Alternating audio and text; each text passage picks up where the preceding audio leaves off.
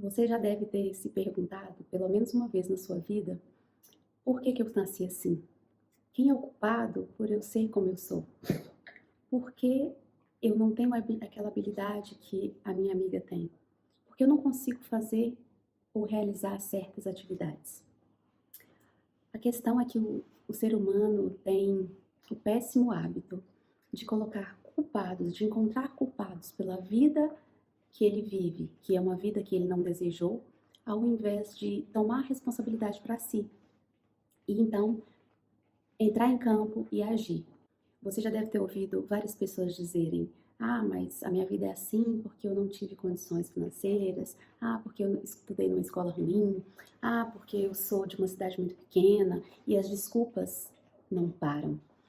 E também você já deve ter encontrado pessoas ou ouvido histórias de pessoas desprovidas de recurso financeiro, ou negras, ou que viveram, que nasceram em favelas, mas que conseguiram ter sucesso na vida. O que difere as pessoas e a grande maioria, né? Por exemplo, quando a gente fala de comunidades carentes e favelas, a grande maioria não vai se destacar mesmo. Por quê? Tem a mentalidade de culpar o governo, os pais ou quem quer que seja. Então só vai se destacar aquele que se responsabilizar, tomar as rédeas da situação e resolver viver a vida que ele sonhou. O autoconhecimento te traz esse senso de autorresponsabilidade. Você passa a se entender e quando você se entende, ou você age, ou você vai passar o resto da sua vida culpando o outro por você ser aquilo que você muitas vezes não gosta de ser. E com o autoconhecimento, a gente aprende também a amar quem a gente é, valorizar aquilo que a gente tem de melhor.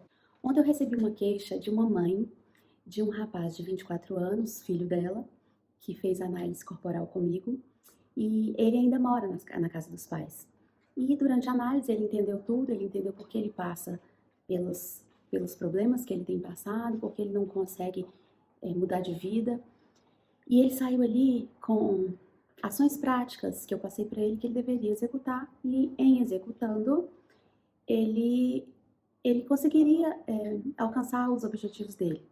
E uma dessas ações é se responsabilizar pela própria vida, porque ele já tem 24 anos e os pais não são mais responsáveis pela vida dele. E ele precisa se responsabilizar e desejar conquistar mais da vida. E o que ele fez foi, depois de sair daquela análise, ele começou a culpar a mãe por tudo aquilo que ele passou na infância e por ele ter se tornado o rapaz que ele é hoje.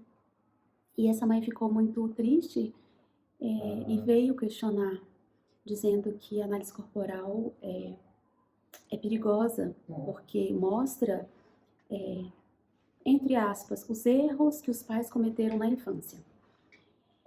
E aí, essa pessoa, ao entrar em contato com isso, passa a ter raiva dos pais por ele ter passado pelas situações traumáticas que ele passou. E como eu já disse, nós temos o péssimo hábito de apontar o dedo, né? De não assumir a responsabilidade. Na maioria das situações que a gente está, o ser humano tem essa... É mais fácil apontar que o erro está com o outro, que o outro é o errado, que o outro é culpado, do que eu me responsabilizar pelos meus próprios atos e pelas minhas próprias escolhas. E aí, então, eu passo a vida vivendo uma vida ruim, uma vida que eu não desejo, mas que eu não entro em campo para batalhar pela vida dos meus sonhos. Eu fico o tempo inteiro arrumando culpados, porque quando os outros e a sociedade me vê, ela me vê como coitadinha. Ah, coitada dela, ela não tem culpa por viver isso, ela não tem culpa. E quando eu digo a vida ruim, eu tô falando não só de vida financeira, mas eu tô falando de relacionamentos. Fazer escolhas saudáveis. Então, adulto saudável se responsabiliza e faz escolhas saudáveis nos relacionamentos, para a carreira, e assume a rédea, assume o comando e o controle da própria vida.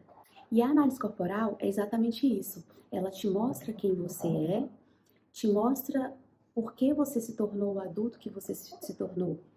E ela então te traz ferramentas para que você use a seu favor e passe sim a tomar o controle dessa vida, as rédeas da situação.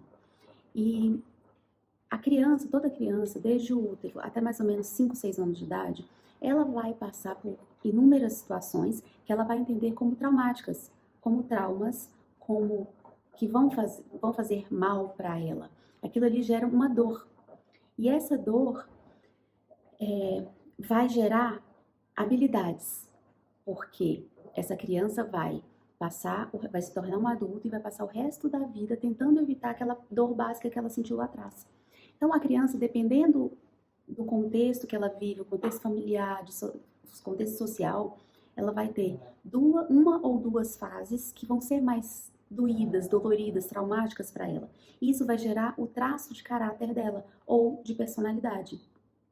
As 5 dores principais, básicas que a gente enfrenta são o medo da rejeição, o medo do abandono, o medo da manipulação, o medo da humilhação e o medo de ser traído ou trocado. Porém, em contrapartida, cada dor dessa gera algumas habilidades, algumas potencialidades, ou que eu costumo dizer, alguns superpoderes para esse traço de caráter, que em eu colocar essas habilidades em ação, eu consigo fugir daquela dor. Então, é isso que a análise corporal traz para você. Não adianta nada eu saber quem eu sou, se eu sou carismática ou se eu sou mais fria, se eu sou racional ou se eu sou muito emotiva, se eu sou proativa ou se eu espero os outros fazer por mim, e não saber lidar com isso.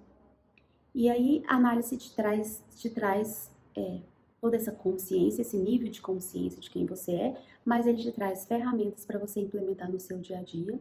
E com isso, você evita sentir essa dor, essa sua dor básica, e vai para a vida, se lança na vida a fim de realizar os seus planos, os seus desejos de vida. Então, ao sair de uma análise corporal, você sai se entendendo, entendendo por que você é assim, entendendo por que você age e reage da forma que você faz, entendendo por que você não realiza algumas ações ou atividades tão bem quanto aquela amiga, por exemplo, entendendo por que você procrastina tanto, entendendo por que você é tão perfeccionista, entendendo por que você não confia nas pessoas. Mas você também sai com as ferramentas para driblar essas situações, e aí então você vai caminhar pela vida, você vai realizar os seus sonhos, os seus desejos com mais rapidez e com mais assertividade, porque você vai em direção daquilo que você é boa. Então, eu não posso querer ser proativa se isso não está dentro de mim. Eu não posso querer dar conta de tudo se o meu traço é um traço mais lento.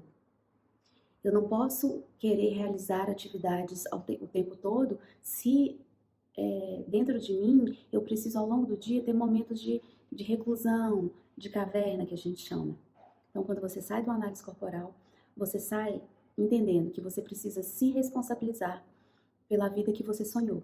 Ou então, você continua reclamando da vida que você vive, da vida que você escolheu ter.